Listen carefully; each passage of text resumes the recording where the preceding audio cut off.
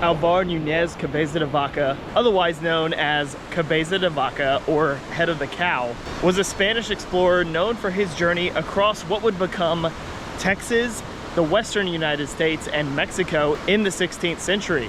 After drifting for weeks in the Gulf of Mexico, he shipwrecked somewhere along the Texas coast in 1528, and he spent 9 years surviving in the New World, giving us some of the first written accounts of the natives and wildlife in what later would become Texas. Let's get into it. Welcome to Galveston Unscripted.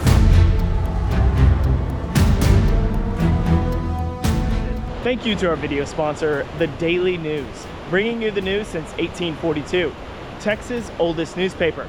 Support your local newspaper, The Daily News. Álvar Núñez Cabeza de Vaca was a Spanish explorer of the early 16th century, known for his extraordinary journey across the Americas. In 1527, just over 3 decades after Columbus sailed to America, Cabeza de Vaca joined an expedition led by Pánfilo de Narváez, aimed at exploring and colonizing Florida. Spanish conquistadors had already conquered most of South America, Central America, and all of Mexico, converting thousands of Native Americans to Christianity and stripping the Aztec and Incan cultures of their enormous wealth. And Cabeza de Vaca's sights were set north. Cabeza de Vaca was born in Spain around 1490, and he came from a noble family, taking his mother's surname, Cabeza de Vaca, or Head of the Cow. This expedition would not be an easy one, facing devastating hurricanes in the body of water we now know as the Gulf of Mexico. The Spanish explorers landed on western Florida, where Cabeza de Vaca and 400 Spanish expeditionaries got separated from the rest of their crew, and they were unable to find the ship that got them to Florida in the first place. The lost Spaniards didn't know exactly where they were. They believed they were close enough to the Pánuco River in modern-day Mexico that they could make their way to a known Spanish settlement and be reunited with Spaniards.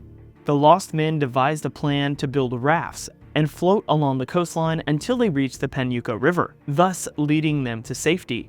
But what the Spanish didn't realize is to reach the Pánuco River, they would have to cross 1,000 miles of the Gulf of Mexico. 5 rafts were constructed using local materials in Florida, including timber and horsehide, and the Spaniards set off to drift in the Gulf of Mexico, hoping to reach a Spanish settlement. As the Spaniards drifted westward along the Gulf Coast, their attempts to make landfall for food and water were futile, as the densely populated natives along the Gulf Coast let the Spaniards know they were not welcome, even capturing and killing many of the Spaniards. After weeks of drifting in the Gulf of Mexico, facing starvation and dehydration, the rafts began to become separated. Saying morale was low is a huge understatement. Sometime between November 6th and 18th of 1528, 2 of the rafts landed somewhere between modern-day Galveston Island and Freeport, Texas. There is debate between scholars and historians about where Cabeza de Vaca actually shipwrecked. Was it Galveston Island, or was it nearby Fallets Island, just west of Galveston Island? Over the past 500 years, the Texas coastline has definitely shifted and changed. Where there were islands and inlets in 1528, those could now be peninsulas, or no land at all, and vice versa. Scholars and historians have aligned Cabeza de Vaca's writings with modern-day geography. It's more than likely that Cabeza de Vaca actually landed on Fallets Island, which is right across San Luis Pass from Galveston Island. But the debate is still ongoing.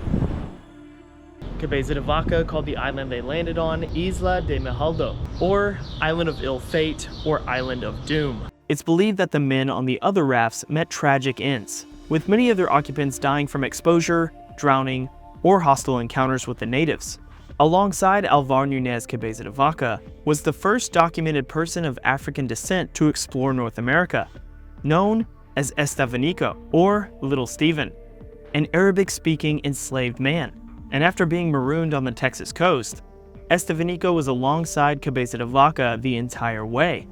While on or near Galveston Island, Cabeza de Vaca and the other men were surprised at how caring the local native population was to them. And for the first few days, as the Spaniards laid recovering on the beach, the natives brought them food and water. The natives called themselves Covoques, and many historians believe this was part of the Caracua population in Texas. After a few days, the Covoque had the Spaniards come to their camp, where they were able to communicate through crude sign language. But the relationship with the natives quickly turned sour. As with nearly every encounter between natives and Europeans in this time frame, an unknown illness quickly swept through the Cavoque population and killed dozens of the natives at the encampment. The relationship between the Spaniards and the Cavoque quickly turned from friendly and helpful to the Cavoque enslaving the surviving Spaniards. For nearly 2 years, Cabeza de Vaca, Estevanico, and the other Spaniards were enslaved on Galveston Island, forced to do menial tasks around the encampment. While living with the Cavoque, most of the Spaniards who had landed on the island died of disease or malnourishment, leaving but a handful of that original shipwrecked crew. After 2 years of miserable enslavement, Cabeza de Vaca worked his way up to become a healer and a trader. Cabeza de Vaca and Estevanico soon began to be sent on trading missions around modern-day Texas. Estevanico had a knack for language, and on these trading missions, he would be the official communicator, quickly picking up on the languages and dialects of the native tribes they were dealing with. Many of the native populations that the Spaniards came across believed that these strange men had magical powers. On these trade missions, the Spaniards became known as healers or medicine men, and their travels were greeted with respect and admiration from the indigenous communities around the Southwest. Cabeza de Vaca had expected to find quote-unquote savages, but he was impressed by the gentleness and generosity of the natives he came across in Western North America, having traveled over 2,400 miles over 8 years. From the Gulf Coast of Texas to modern-day Mexico, they finally reached a Spanish settlement near Sinaloa, Mexico in 1536. In 1542, Cabeza de Vaca published an account of his adventures, known as Relación. It is the first literary work covering the land, people, and wildlife of modern-day Texas. Out of the approximately 90 survivors who made it to land in Texas, only 4 eventually completed the journey across the continent to reach Spanish settlements in Mexico. The experiences of these men, particularly Cabeza de Vaca's detailed account, provide a vivid narrative of survival, intercultural interactions, and the vast, unexplored territories of North America during the early 16th century.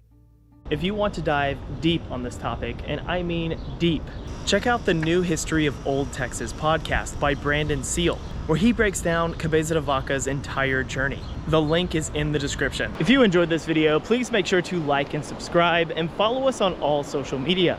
We are everywhere. And if you haven't yet, go check out the podcast. We've got hours and hours of historical content on that podcast feed. Thanks for watching, and we'll see you next time on Galveston Unscripted.